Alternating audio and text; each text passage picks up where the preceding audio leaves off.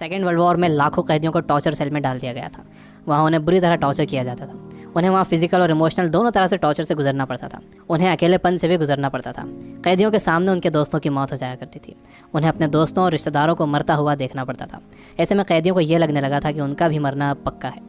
ये सब देखकर कैदी इमोशनली बहुत डिस्टर्ब हो जाते थे, बर्दाश्त नहीं कर पाते थे और वो सदमे से ही मर जाते थे। अभी जो कोरोना क्राइसिस चल रही है, आप घरों में बंद हो, बोर हो रहे हो, अच्छा नहीं लग रहा है, तकलीफ हो रही है, तो आप अपनी इस तकलीफ को ज़रा इन टॉर्चर सेल्स के फ़ोटोज़ से एक बार कंपेयर ज़रूर करना। इससे मुझे पक्का यकीन है कि आपको अंदाज़ा हो जाएगा कि हमारी तकलीफ़ इन टॉर्चर सेल्स की तकलीफ़ के मुकाबले कुछ भी नहीं है।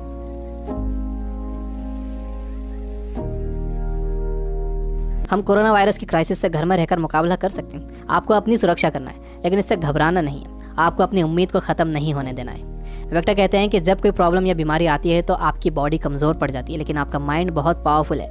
आपको इसे कमज़ोर नहीं पड़ने देना है। आप रोज़ टीवी देख रहे हो, आप बुरी न्यूज़ सुन रहे हो कि इतने मरे, इतने बचे, इतने सीरियस, ये आपको मेंटली वीक बना देगा। आप मेंटली वीक हो जाओगे तो आपका इम्यून सिस्टम भी कमज़ोर हो जाएगा, जिससे आपका बीमार होने का खतरा बढ़ जाएगा। कि जब इंसान के सामने कोई प्रॉब्लम आती है तो वो उसे कैसा मीनिंग देता है, वो उसे पॉजिटिव मीनिंग देता है या नेगेटिव मीनिंग देता है। जैसा भी आप उसे मीनिंग देते हो, ये मीनिंग ही उस प्रॉब्लम को आपके लिए मुश्किल या आसान बनाता है। आपका मीनिंग उस प्रॉब्लम को या तो और बढ़ा देगा या उसे ख़त्म कर देगा।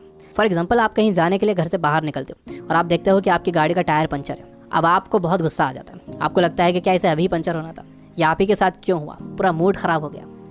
आपने इसे दे दिया नेगेटिव मीनिंग। आपके पास एक और ऑप्शन था। आप सोच सकते थे कि हो सकता है कुदरत आपको वहाँ जाने से रोक रही हो सकता है कि आप किसी बड़े एक्सीडेंट से बच गए हों इसकी वजह से।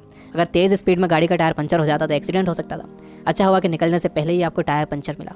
यह है पॉजिटिव मीनिंग। इंसान यूजुअली नेगेटिव ही सोचता है और इस नेगेटिव सोचने की वजह से हम हर चीज़ का नेगेटिव साइड ही देखते हैं, उसका पॉजिटिव साइड नहीं देखते। जैसे कोरोना क्राइसिस में जितना टाइम आपने फैमिली को दिया है, क्या आपने कभी पहले इतना टाइम दिया है? मेरे कुछ दोस्त जो किताबों से बिल्कुल दूर थे, उन्होंने बुक्स पढ़ना शुरू कर दिए। वो रीडिंग हैबिट बना रहे हैं।